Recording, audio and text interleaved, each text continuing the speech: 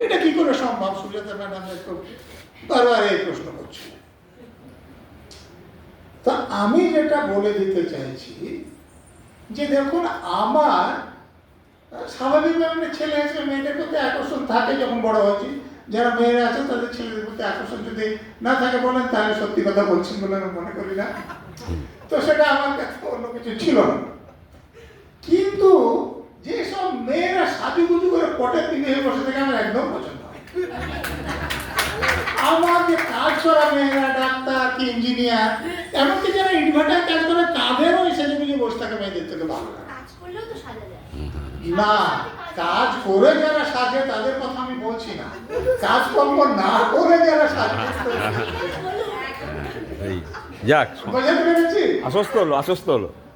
আর আমি ছেলেদের সঙ্গে তো বটেই, মেয়েদের সঙ্গে কথা বললে খুব জোলো লাগে, হালকা হালকা কিছু কথাই বলা যায় না। সেই জন্য আমি একজন ডক্টরেট ভদ্রমহিলা খোঁজ করছিলাম, আমাদের অন্য কিছু ছিল না, যে একটু অন্তত লেখাপড়া জানে, কথা বলা যায়। কুমুদ কি খোঁজ করছিলেন কুমুদ বলবেন জানি না। তো কুমুদের আর এক দিদি ডক্টরেট আছে এবং তিনি যাদবপুর ইউনিভার্সিটিতে পড়ান। আমার ওখানে পড়াতে যাওয়ার সূত্রে তার সঙ্গে আলাপ হয়। তারপরে যখন কুমুদ আমার সম্পর্কে জানাবে, আমি কুমুদের সঙ্গে জানি, আমাদের পরিবার থেকে বিয়ের প্রস্তাব হয়। আমার পরিবারের লোক কুমুদের পরিবারের লোক থেকে আমরা রেজিস্ট্রি করে বিয়ে করেছি, সেখানে উভয় পরিবারের সম্মতিতে।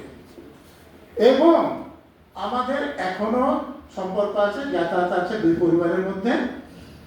এবং আমার কন্যার নাম আশা বসন্তপুরী, আমার পুত্রের নাম আশিস বসন্তপুরী। বসন্তপুর আমার গ্রামের নাম। গ্রামের নাম অনুসারে আমি সেকুলার নাম দিয়েছি। আমার একটা বইয়ে আমি বলেছিলাম যে আমাদের দেশে যেমন সুনীলের সঙ্গে আমার খুব সম্পর্ক ভালো ছিল, সুনীল গঙ্গোপাধ্যায়। আমি বলেছিলাম যে সুনীল গঙ্গোপাধ্যায় হলে বোঝা যায় উনি হিন্দু এবং ব্রাহ্মণ, সন্তোষ দাস বললে বোঝা যায় উনি হিন্দু এবং উনি শূদ্র, নজরুল ইসলাম বলে বোঝা যায় উনি মুসলমান। তো এইরকম হওয়া উচিত যে নাম শুনে ধর্ম বর্ণ এগুলো বোঝা যাবে না। বাহ, দাও দাও দাও, শাবাশ। বাস্তব জীবনে রেখেছি এবং আমি বলছি যে আমার ছেলে মেয়েদের আমি কোনো ধর্ম শিক্ষা দিইনি।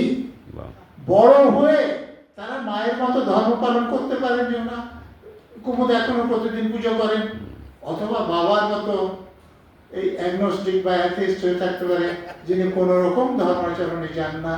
এটা তাদের ইচ্ছে। এরপর আপনাদের কোনো প্রশ্ন না থাকলে